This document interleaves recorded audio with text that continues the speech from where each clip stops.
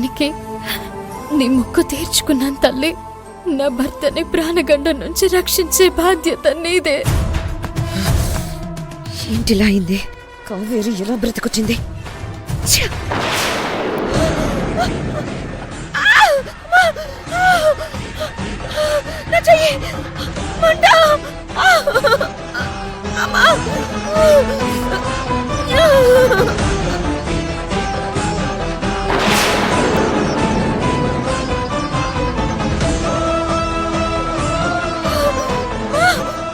అయ్యో madam, madam ఏమైంది madam?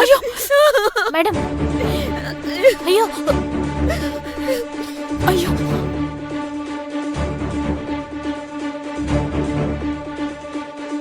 నీ అదృష్టం బాగుంది. ఆ పూల రెక్కల్లో నీళ్లున్నాయి, అందువల్లే తడికి మంట ఆరిపోయింది. చూసావా యమజ, కర్మ ఫలితం ఎవరైనా అనుభవించక తప్పదు. చేసిన పాపాలకి చెయ్యి మొత్తం కాలిపోవలసింది. లక్కీగా ఆ అమ్మవారు కాపాడింది. ఇక నుంచైనా పిచ్చి పిచ్చి పనులు చేయడం మానుకో. చేసుకున్న వాళ్ళకి చేసుకున్నంత అన్నారన్నీ. మేడం, పూల రెక్కల్లో నీళ్లుండడం వల్ల కావేరికి ఏం కాలేదు. రాంగ్ ప్లాన్ చేశాం మేడం. ఇదంతా అమ్మవారి మహిమ. మీరిక్కడ ఉండడం కూడా అంత మంచిది కాదు. పోదాం పదండి. పదండి మేడం.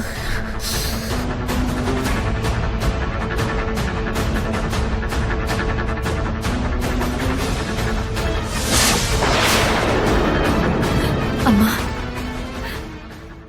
నీ దయతో బోనమెత్తాను. నిప్పుల గుండంలో నడవగలిగాను. అర్జున్ బాబుని కాపాడు తల్లి. ప్రాణగండం నుంచి నా భర్తని బయట పడేసేటందుకు ఏదో ఒక దారి చూపించు తల్లి,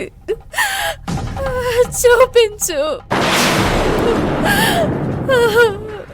చూపించు తల్లి.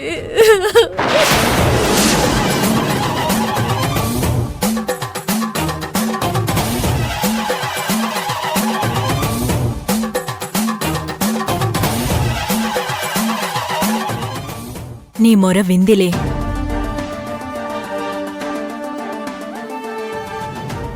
ఆ అమ్మలగన్నమ్మ నీ మొర విందిలే. అందరికీ సాయం చేసే అమ్మ నీకు సాయం చేస్తుందిలే. నిజంగానా అమ్మా? నిజం తల్లి. ఆ ముక్కంటి కూడా ఆ అమ్మని భిక్షమడిగి ముల్లోకాలకి అన్నాన్ని ప్రసాదిస్తున్నాడు. అలాగే నువ్వు కూడా అమ్మవారికి 3 రోజుల పాటు భవతీ భిక్షాందేహి అని 3 ముత్తైదువుల దగ్గర భిక్ష తీసుకో.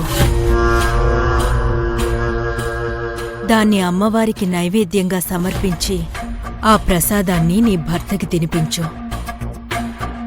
అతను ఖచ్చితంగా ప్రాణగండం నుండి బయటపడతాడు. ఇది అమ్మవారి వాక్కు.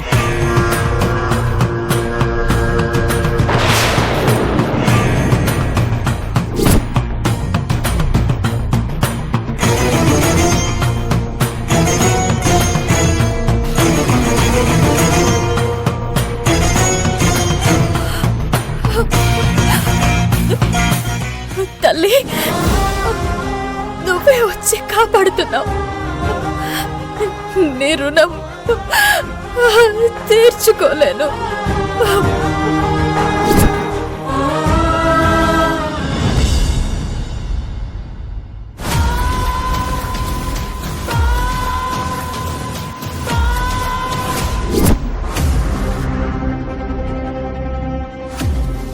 అమ్మవారితో పరాచకాలు వద్దని చెప్పాను కదా మేడం, మీరే వినలేదు. మీరు చాలా లక్కీ మేడం. చెయ్యి మాత్రమే కాలింది, లేదంటే మొత్తం కాలిపోయేవారు. ఆపండి, ఇద్దరు కలిసి పెద్ద నొస పెడుతున్నారు. ఎవరు ఏం చెప్పినా ఆ భగవంతుడే అడ్డుపడ్డా ఆ కావేరిని దాని ఫ్యామిలీని విడిచిపెట్టే ప్రసక్తే లేదు. మేడం, ఆ కావేరిని దెబ్బతీయాలన్న ప్రతిసారి మనమే దెబ్బతింటున్నాం. ఈసారి పకడ్బందీగా ప్లాన్ చేయండి. నువ్వు చెప్పింది కరెక్టే మంజు. మనం చాలాసార్లు ఫెయిల్ అయ్యాం, కానీ ఈసారి అవ్వము. ఎందుకో తెలుసా? నేను బ్రహ్మాస్త్రాన్ని ప్రయోగించబోతున్నాను.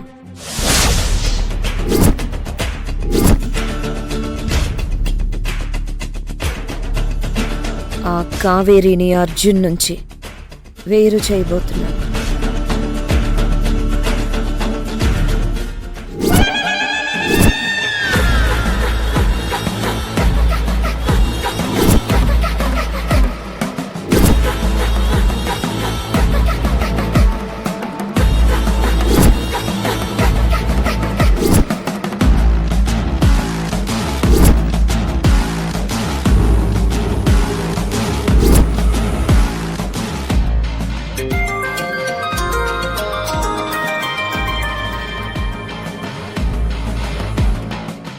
Hi Amaja, how are you? Fine Vishal, ఏం చేస్తున్నావు? లైఫ్ని బిందాస్గా ఎంజాయ్ చేస్తున్నాను. ఇంతకీ విషయం ఏంటో చెప్పు. చాలా కాలం తర్వాత గుర్తొచ్చినట్టున్నాను. అవును విశాల్, నీతో కొంచెం పని పడింది. చెప్పు యమజ, నువ్వు నా క్లాస్మేట్వి. నువ్వేం చెప్పినా నేను చేస్తాను. నేను ఒక ఫోటో పంపిస్తాను.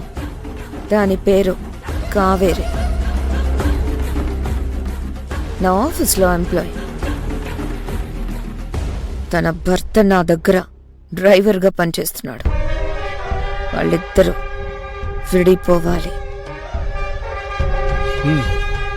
చేస్తాను, కానీ అలా చెయ్యాలంటే నేను కూడా నీ ఆఫీస్లో ఉండాలి. నా ఆఫీస్లోనే కాదు, తన పక్కనే ఉంటా. తను చేసే ప్రాజెక్ట్లోకి నిన్ను అటాచ్ చేస్తాను. నువ్వు తన దగ్గరే ఉంటూ వాళ్ళిద్దరినీ విడదీయాలి. ఓకే, ఫోటో పంపించు. రేపే నీ ముందుంటాను. Thank you Vishal. Photo send చేస్తాను, చూడు.